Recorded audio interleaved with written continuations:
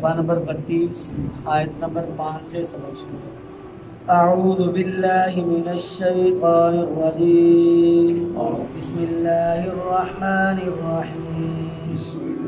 وَإِذْ قَالَ مُوسَىٰ لِقَوْمِهِ يَا قَوْمِ لِمَ تُؤْذُونَنِي وَقَدْ تَعْلَمُونَ أَنِّي رَسُولُ اللَّهِ إِلَيْكُمْ فَلَمَّا زَاغُوا أَزَاغَ اللَّهُ قُلُوبَهُمْ وَاللَّهُ لَا يَهْدِي الْقَوْمَ الْفَاسِقِينَ۔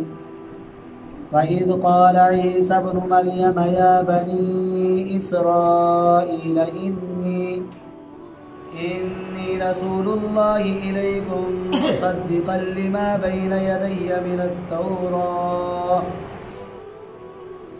من التوراة ومبشرا برسول يأتي من بعد اسمه أحمد فلما جاءهم بالبينات قالوا هذا سحر مبين۔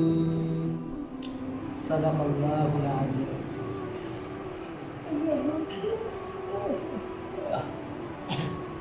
پچھلی آیات جو ہم نے پڑھی ان میں اللہ تبارک و تعالی نے صفوں کی اہمیت کو بیان فرمایا کہ اللہ تبارک و تعالی کے ہاں وہ صفیں جو اہمیت کی عمل ہیں وہ دو طرح کی ہیں۔ ایک مسجد کے اندر آ کر نماز کی جماعت کی نماز جو ہم پڑھتے ہیں اس کے لیے جو صف بنی ہوتی ہے، اللہ کے ہاں اس کی بڑی فضیلت ہے، بڑا ہی درجہ ہے۔ اور دوسری وہ صف جو میدان جنگ میں کافروں کے ساتھ لڑتے ہوئے باندھی جائے، اللہ تبارک و تعالی کے ہاں اس صف کا بڑا ہی درجہ ہے۔ آج جو سبق ہم پڑھ رہے ہیں اس سبق میں اللہ تبارک و تعالی نے مسلمانوں کو ایک بات سمجھائی ہے کہ اے ایمان والو، تم موسیٰ علیہ السلام کی قوم کی طرح نہ ہو جانا۔ وہ ایسی قوم تھی کہ موسیٰ علیہ السلام کو بڑی اذیت اور تکلیف پہنچاتی۔ اللہ تبارک و تعالی نے موسیٰ علیہ السلام کو جہاد کا حکم دیا ہے، اے موسیٰ اپنی قوم کے پاس جاؤ اور ان سے جا کر کیا کرو، اللہ کی طرف سے جہاد کا حکم آیا ہے۔ تو قوم کے لوگ جو ہیں وہ حضرت موسیٰ علیہ السلام کی اس بات کا انکار کرتے ہیں، کہتے کہ ہم جہاد کو نہیں مانتے اور نہ ہی ہم جہاد کے لیے جائیں گے۔ اللہ تبارک و تعالی نے سورۃ المائدہ کے اندر قوم کا جو جواب ہے اس کو بیان فرمایا کہ جب موسیٰ علیہ السلام نے اپنی قوم کو یہ کہا کہ اللہ تعالیٰ کی طرف سے جہاد کا حکم آیا ہے تو قوم کے لوگ کیا کہتے؟ قالوا انا لن ندخلها ابدا ما داموا فيها فاذهب انت وربك فقاتلا انا هاهنا قاعدون۔ کہتے کہ اے موسیٰ، بے شک ہرگز ہم نہیں داخل ہوں گے اس ملک میں جس میں وہ لوگ رہتے ہیں، یعنی وہ تو بڑے ہی طاقتور ہیں، ہم اس وقت تک اس ملک میں اس بستی میں داخل نہیں ہوں گے جس وقت تک یہ طاقتور قوم اس بستی میں موجود ہے۔ فَاذْهَبْ أَنْتَ، پس جا تو، وَرَبُّكَ اور تیرا رب، تو اور تیرا رب جاؤ، فَقَاتِلَا اور تم دونوں لڑو، اِنَّا هَاهُنَا قَاعِدُونَ بے شک ہم تو یہاں پر بیٹھے ہوئے۔ تو حضرت موسیٰ علیہ السلام کو ایسی باتیں کہتے، اللہ کے احکامات کا انکار کرتے، جس وجہ سے حضرت موسیٰ علیہ السلام کو دلی صدمہ اور تکلیف ہوتی۔ اللہ نے ارشاد فرمایا کہ اے ایمان والو، تم موسیٰ علیہ السلام کی قوم کی طرح نہ ہو جانا۔ یہ بات اللہ تبارک و تعالی یہاں پر بیان کی ہے کہ وہ لوگ موسیٰ علیہ السلام کو ایذا اور تکلیف پہنچاتے ہیں۔ کیسے؟ فرمایا وَإِذْ قَالَ، اور جب کہا موسیٰ علیہ السلام نے لِقَوْمِهِ اپنی قوم سے، یا قومی، اے قوم، اے میری قوم، لِمَا کیوں، تُؤْذُونَنِی تم ایذا پہنچاتے ہو مجھے، تم تکلیف پہنچاتے ہو مجھے۔ ایک تو جہاد کا انکار کر کے تکلیف پہنچاتے، اور بھی کئی وجوہات ہیں۔ حضرت موسیٰ علیہ السلام پر ان لوگوں نے الزام لگا دیا کہ ان کو ادرا کی بیماری ہے، نعوذ باللہ ان کے خصیتین جو ہے وہ کھلے ہوئے ہیں۔ حضرت موسیٰ علیہ السلام با حیا انسان تھے۔ بخاری شریف میں اور مسلم شریف کے اندر بھی روایت ہے کہ حضرت موسیٰ علیہ السلام اس قدر حیا دار تھے کہ کبھی کسی کے سامنے ننگے بدن کے ساتھ غسل نہیں کیا، اور پردے میں جاتے تھے اور سخت قسم کا پردہ کرتے تھے۔ اب قوم نے الزام لگا دیا کہ ان کو بیماری ہے، اس لیے یہ لوگوں کے سامنے غسل نہیں کرتے ہیں۔ تو اللہ تبارک و تعالی نے حضرت موسیٰ علیہ السلام کا یہ الزام دور کرنے کے لیے ایک سبب پیدا کر دیا۔ وہ سبب کیا پیدا کیا؟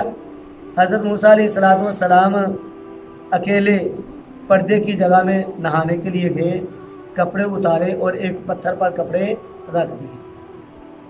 جس پتھر پر کپڑے رکھے ہیں حضرت موسیٰ علیہ السلام غسل کر کے فارغ ہوئے تو اللہ تعالیٰ کا حکم اس پتھر کو ہوا اور وہ پتھر جو ہے وہ کپڑوں سمیت بھاگنے لگا۔ حضرت موسیٰ علیہ السلام اس کے پیچھے پیچھے آوازیں دے رہے ہیں سوبحت کہ پتھر میرے کپڑے دے دو، لیکن وہ پتھر بھاگتا بھاگتا وہاں پہنچا جہاں پر بنی اسرائیل کی ایک جماعت بیٹھی ہوئی تھی۔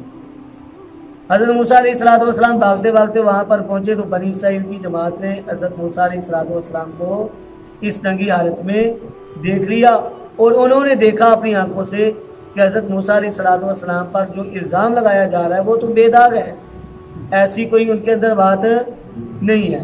تو اللہ تبارک و تعالیٰ نے کیا ارشاد فرمایا؟ فَبَرَّأَهُ اللَّهُ مِمَّا قَالَ، اللہ تبارک و تعالیٰ نے ان کو بری کر دیا اس بات سے جو بات وہ کہتے تھے۔ صرف یہی بات نہیں بلکہ اور بھی بہت ساری باتیں۔ قارون نے حضرت موسیٰ علیہ السلام پر الزام لگایا، بدکاری کا الزام لگایا، ایک فاحشہ عورت کو تیار کیا کہ تجھے میں اتنے پیسے دوں گا، تو نے موسیٰ علیہ السلام پر بدفعلی کا بدکاری کا الزام لگانا ہے۔ حضرت موسیٰ علیہ السلام ایک بڑے مجمع میں بدفعلی کی مذمت کرتے ہوئے، بدکاری کی مذمت کرتے ہوئے خطاب کر رہے تھے، لوگوں کو واضح و نصیحت کر رہے تھے، تو ایک عورت فاحشہ عورت تھی وہ اٹھ کر کھڑی ہو گئی، کہنے لگی کہ موسیٰ تو نے میرے ساتھ بدفعلی کی ہے، تو نے میرے ساتھ بدکاری کا معاملہ کیا ہے۔ اب موسیٰ علیہ السلام جب اس بات کو سنتے ہیں تو ان کو دلی اذیت پہنچتی ہے۔ اللہ کے نبی ہیں، اللہ کے پیغمبر ہیں، حضرت موسیٰ علیہ السلام کو دلی اذیت پہنچی۔ حضرت موسیٰ علیہ السلام نے خطبہ ارشاد فرمایا اور اس عورت سے یہ کہا کہ سچ سچ بتا کہ تجھے اس کام کے لیے کس نے تیار کیا ہے، ورنہ تجھ پر اللہ کا عذاب نازل ہو جائے گا۔ وہ عورت قسم اٹھا کر کہتی ہے کہ مجھے، روتی بھی ہے اور کہتی ہے میں سچ بتا رہی ہوں کہ مجھے اس کام کے لیے قارون نے تیار کیا ہے، اس نے مجھے پیسے کا لالچ دیا تھا، اس لیے میں نے آپ پر یہ الزام لگا دیا۔ یعنی اس طرح سے بھی تکلیف پہنچاتے کہ ہم موسیٰ علیہ السلام پر تہمت باندھیں، ان پر الزامات لگائیں، اور اس طرح بھی اذیت دیتے کہ کہتے اجعل لنا الہا کما لہم آلیہ، بنا ہمارے لیے الہ جیسے ان کے الہ ہیں۔ تو اللہ تبارک و تعالیٰ نے اس بات کو بیان کیا کہ وہ حضرت موسیٰ علیہ السلام کو تکلیف پہنچاتے تھے۔ تو حضرت موسیٰ علیہ السلام نے کیا ان سے کہا؟ جب کہا موسیٰ علیہ السلام نے اپنی قوم سے، یا قومی، اے میری قوم، لیما، کیوں، تؤذوننی، تم مجھے تکلیف پہنچاتے جہاد کا انکار کر کے، حالانکہ تم اس بات کو جانتے ہو کہ میں اللہ کا رسول ہوں۔ میں وقت تعلمون، اور تحقیق تعلمون، تم جانتے ہو، انی، بے شک میں، رسول اللہ، اللہ تعالیٰ کا رسول ہوں، الیکم، تمہاری طرف۔ حالانکہ تم اس بات کو جانتے ہو، اچھی طرح جانتے ہو کہ میں تمہاری طرف اللہ تعالیٰ کی طرف سے رسول بنا کر بھیجا گیا ہوں، اور تم معجزات سے اس بات کی تصدیق بھی کر چکے ہو، اور تم فرعون کی جو تباہی ہے اس کو بھی دیکھ چکے ہو کہ وہ کس طرح غرق ہوا، اس کی قوم جو ہے وہ کس طرح غرق ہوئی۔ چاہیے تو یہ تھا، تقاضا تو یہ تھا کہ کہ تم میرا احترام کرتے، تم میری عزت کرتے، لیکن تم مجھے تکلیف پہنچا رہے ہو، تم ایسا کیوں کر رہے ہو حالانکہ تم جانتے بھی ہو۔ اللہ فرماتے ہیں فلما، پس جب زاغو، وہ ٹیرے چلے، ازاغ اللہ، تو اللہ نے ٹیرا کر دیا قلوبہم، ان کے دلوں کو۔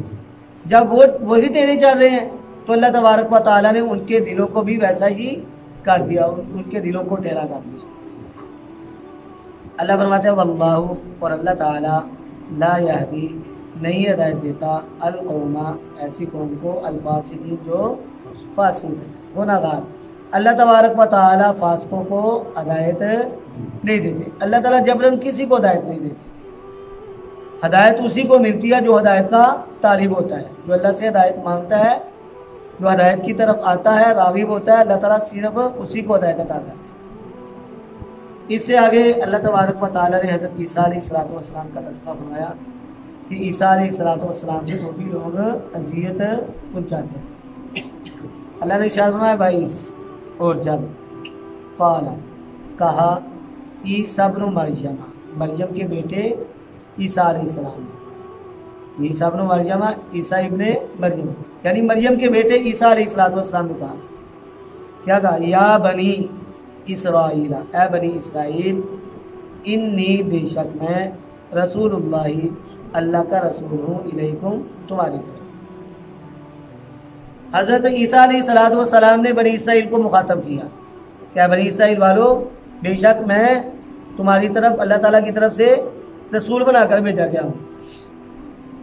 اور عیسیٰ علیہ السلام صرف اور صرف بنی اسرائیل والوں کی طرف ہی رسول بن کر آئے، کسی اور قوم کی طرف رسول بن کر نہیں آئے۔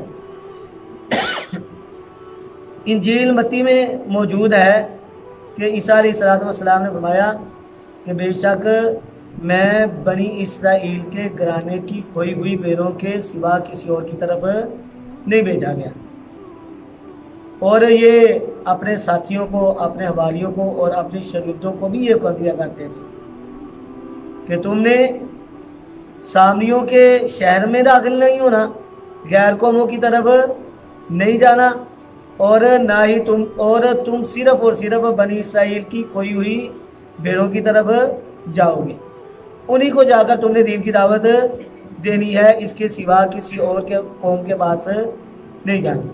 یعنی اللہ تبارک و تعالیٰ نے بھی یہاں پر یہی ارشاد فرمایا کہ عیسیٰ ابن مریم نے بنی اسرائیل والوں سے کہا کہ اے بنی اسرائیل، یعنی کیا کہا؟ انی رسول اللہ، بے شک میں تمہاری طرف اللہ تعالیٰ کا رسول بنا کر بھیجا گیا ہوں، کسی اور قوم کی طرف نہیں بھیجا گیا۔